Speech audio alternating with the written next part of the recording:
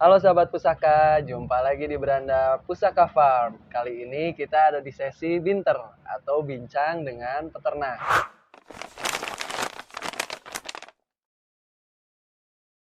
Kita setelah nanti akan memutuskan beternak, itu kan kita sudah membaca banyak hal. Salah satu dari kaidah beternak itu kan ada animal welfare ya. Manakala kemudian ketika kita masuk ke kandang, kita juga sudah tidak Nggak punya betah. semangat kan gitu, tidak betah kan gitu. Artinya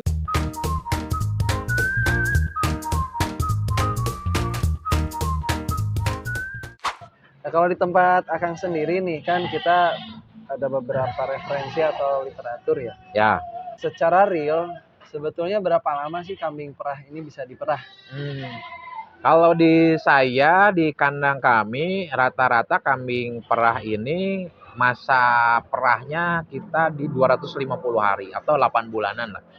8 bulan itu dengan perhitungan siklusnya 5 bulan berada di puncak produksi setelah lahir. Nah, setelah 5 bulan kambing kita kawinkan dan setelah kawin jadi bunting sampai di kebuntingan ketiga.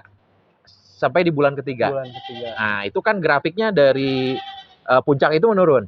Nah, setelah 3 bulan maka dia akan memasuki masa kering. Istirahat 2 bulan. Setelah itu lahir lanjut lagi. Jadi semua kambing, setiap individu kambing siklusnya seperti itu. Nah, tinggal nanti kita mengatur siklus. Satu angkatan setiap bulan mau kita kawinkan berapa. Sehingga susu kita tetap bisa terjaga, bibitan untuk replacement stock atau untuk kita jual sebagai bibit juga terus terjaga tiap bulannya. Selalu ada. Nah, biasanya pembaginya adalah masa siklus itu ya antara 8 bulan sampai 9 bulan itu. Nah, kita biasanya menghitung seluruh jumlah indukan yang ada dibagi siklus, dibagi 8 bulan atau dibagi 9 bulan. Nah, sejumlah itu kita mengawinkan setiap bulannya. Oh, gitu. Nah, kayak gitulah sehingga kemudian nanti ketika misalnya musim lahiran juga kita tidak keteteran karena kan ada masa-masa di mana kambing itu ketika pas baru lahir itu ada masa kritisnya. Nah, kita misalnya anggap di 2 minggu pertama setelah lahir, terus 2 minggu kedua, 2 minggu ketiga. Nah, itu kan fase-fase kritisnya semakin lewat, semakin kuat. Nah, ketika kemudian dalam waktu bersamaan kambing kita serentak lahir dalam jumlah yang banyak, maka kita akan kerepotan membagi sumber daya.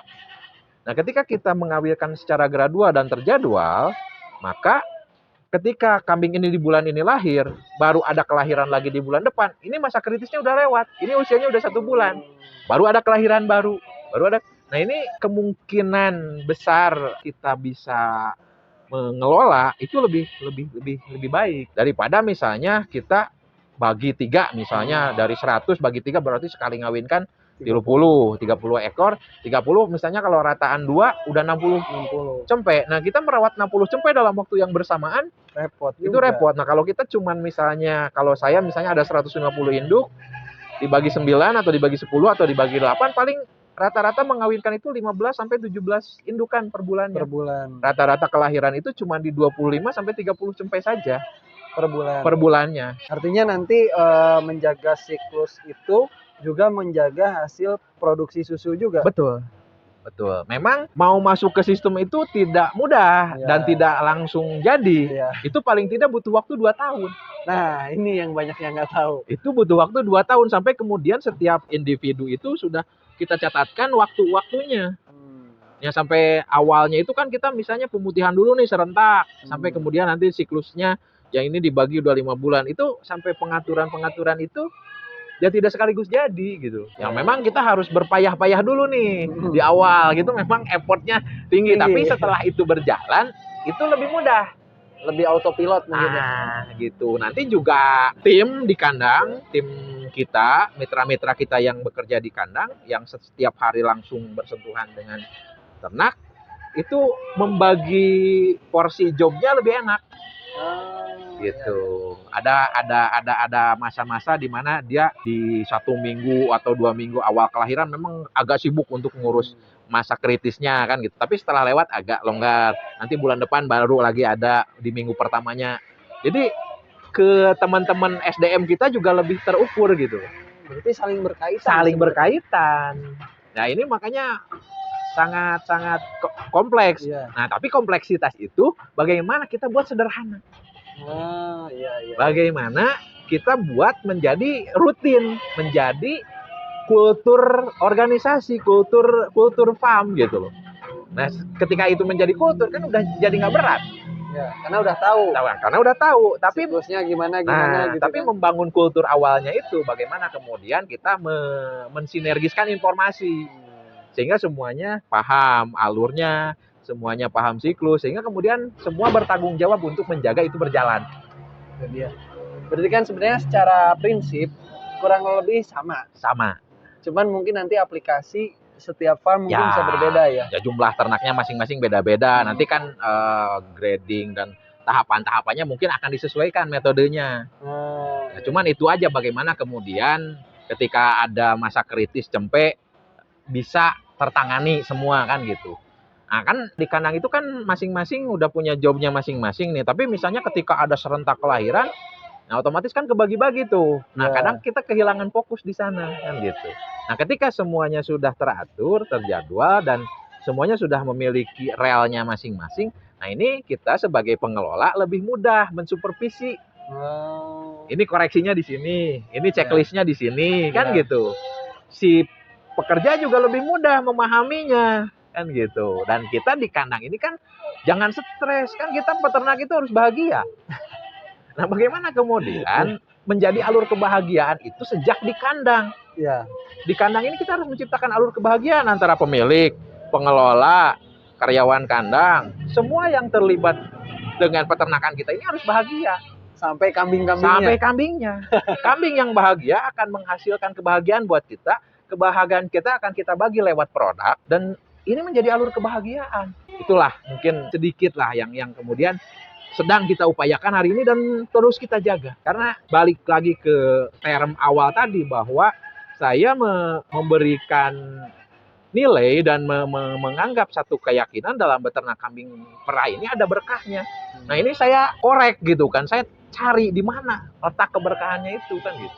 Nah ketika kemudian itu sudah ada pada rel kan gitu. Iya. Nah, dan alhamdulillah ya sejauh ini kita dalam 7 tahun ini merasa ini yang pilihan tepat kita menjadi peternak gitu kan, dan kita punya kebanggaan kan gitu sebagai peternak ya sama halnya dengan profesi yang lain gitu bahwa peternak itu adalah profesi gitu, tidak lagi menjadi pilihan kedua, pilihan ketiga ketika kita sudah menjadi peternak dan memilih dan ini profesi kita hari ini. Nah maka kita menjalani profesi ini dengan menyenangkan kan begitu. Ya berarti kalau boleh sedikit disimpulkan, berapa lama susu itu nanti kaitannya panjang dari mulai manajemen, terus dari jenis, dari pakan ya. Akhirnya bisa diputuskan lah kambing di farm kita akan berapa lama. Nah, kalau rata-rata di Pure Fresh itu 8 bulan. 8 bulan. Ya, antara 250 hari. Nah, jadi nanti bisa kita hitung satu ekor kambing itu dalam 8 bulan itu dapat berapa profit, HPP-nya berapa, kan gitu. Bisa kita ukur. Jadi misalnya anggaplah di masa-masa puncak dalam 4 bulan atau 5 bulan awal kita dapat susu itu misalnya dari satu ekor ini 2 liter nih. Nah, terus di 3 bulan berikutnya setelah kita kawinkan itu kan grafiknya menurun. Mungkin per hari itu turun 200 misalnya, 200 mili kan gitu. Dari 2 liter itu jadi 1,8 jadi 1,5, 1,4 sampai usia 3 bulan kebuntingan itu benar-benar kering. Nah, terus kita bagi keseluruhan selama 250 hari itu dapat berapa. Baru kita tahu average kita berapa. Yang sebenarnya. Misalnya 1,5 jatuhnya. Ya itu 1,5 itu per hari. Nah, sementara kita ngasih makan ke kambingnya berapa per hari? Misalnya taruh kata 10.000. Nah, kita punya angka nih 10.000 biaya pakan sehari-hari. Nah, belum kita hitung nanti tenaga kerja, listrik dan lain sebagainya. Berapa nih jatuh akhirnya? Nah, terus nanti dari 1,5 ini berapa harga susu? Nanti tinggal ketahuan berapa harga ini dikurangi itu. Nah, maka ketahuan begitulah profitnya. Kan gitu. Dan ingat bahwa ini tidak selalu berjalan matematik. Misalnya di perjalanan kambing ada kesalahan teknis, misalnya ada luka. di putingnya misalnya terus terjadi mastitis, ada penurunan produksi. Nah, makanya kita harus lebih banyak ruang pengamatan karena aset kita itu di kambing. Terus di bagian mana kambing itu? Ya kalau kambing perah ya di ambing dan putingnya itu yang harus kita jaga. Maka higienitas, sanitasi kandang itu menjadi nomor 1 pekerjaan utamanya. Di kandang itu yang paling pertama sebelum apapun kebersihan. Kebersihan dulu. Karena hakikatnya kita ini adalah pabrik minuman. Ya. Pabrik minuman dalam bentuk ternak. Maka kandang kita ini cara pandangnya harus seperti mengelola pabrik minuman dalam hal kebersihannya, higienitasnya, kesehatannya kan begitu. Sehingga orang melihat bahwa produk kita itu baik, bersih. Karena kita ketahui bersama bahwa produk susu kambing ini kan punya manfaat yang sangat banyak. Maka supaya nilai itu tetap bisa terjaga ya dari hulunya kita harus beresin kan gitu. Dikelola dengan cara yang baik. Gitu. Alhamdulillah panjang banget pokoknya tapi berisi semua. Dan untuk melengkapi sesi kita kali ini Kang, mungkin saya mau minta tips dari Akang buat kita semua, terutama buat sahabat pusaka, tips untuk memulai usaha peternakan khususnya kambing perah. Dan kalau boleh dibilang tips untuk menjaga konsistensi di bidang peternakan kambing perah ini apa menurut Akang? Ya, pertama tipsnya kita harus memulai dari yang paling mudah dulu. Artinya apa yang menjadi potensi lingkungan kita dan apa yang sumber daya yang kita miliki. Nah, secara gradual dan perlahan modal dasar itu kita tingkatkan secara terus-menerus. Nah, artinya wajib bagi peternak ketika memulai usaha peternakan ini silaturahmi kepada yang sudah lebih dulu. Dan nanti akan ketemu dengan siapa kita berkawan. Karena nanti setiap orang kan punya taste-nya sendiri-sendiri lah ya.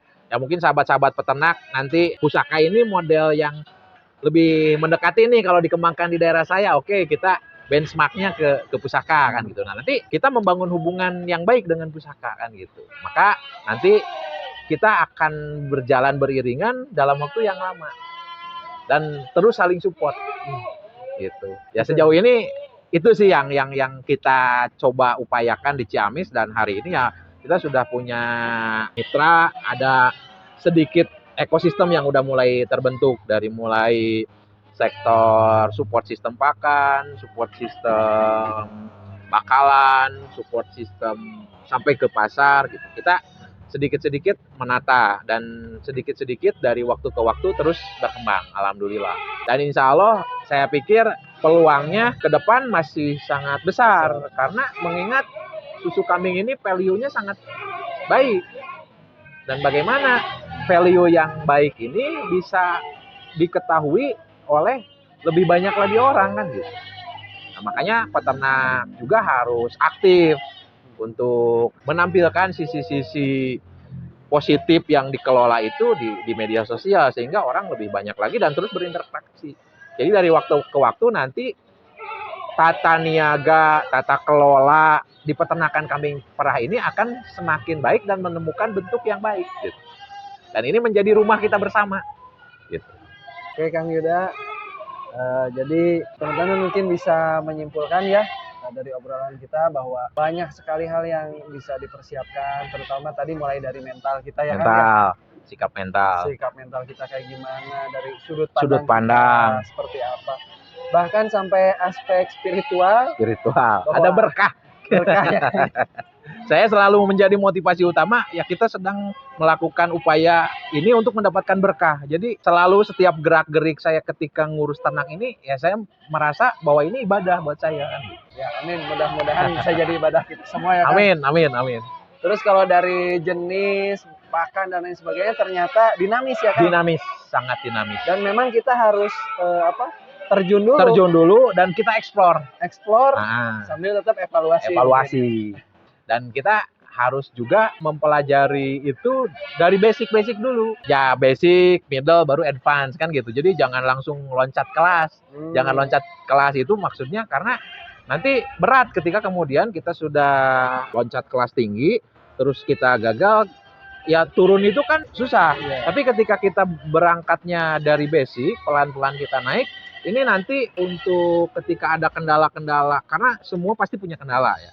Ada yang berat, ada yang apa. Nah, kita untuk meminimalisasi resikonya lebih mudah. Kita lebih mudah mengatur, lebih mudah untuk memitigasi bencana itu sebelum terjadi kan gitu. Jadi kita punya ukurannya gitu. Nah, jadi nanti kalau misalnya kita mau memilih skala, itu kan jelas kita harus mengukur dulu. Kalau baju itu kan kita harus fitting dulu nih. Iya. Baju belum tentu baju yang dipakai orang lain meskipun kita suka, kita pakai pas kan gitu. Iya. Ya kita harus mengukur dengan baju yang mau kita pakai kan gitu. Ya ibaratnya seperti itulah. Ya, terima kasih Kang Yuda. Sama-sama Kang Arsa. Berbagi ilmu yang sangat inspiratif. Jadi demikian teman-teman obrolan kita dengan Kang Yuda dari Pure Fresh Dairy Farm.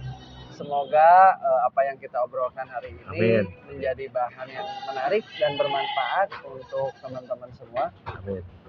Insya Allah di kesempatan berikutnya kita akan menghadirkan peternak lain di sesi binter ini. Demikian sesi binter ini, semoga bermanfaat. Assalamualaikum warahmatullahi wabarakatuh. Hatur nuhun Kang. Siap.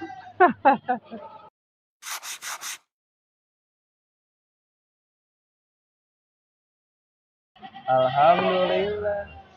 Ya mete kunaon ini gara randeng ya. Bagian buka puasa cenah.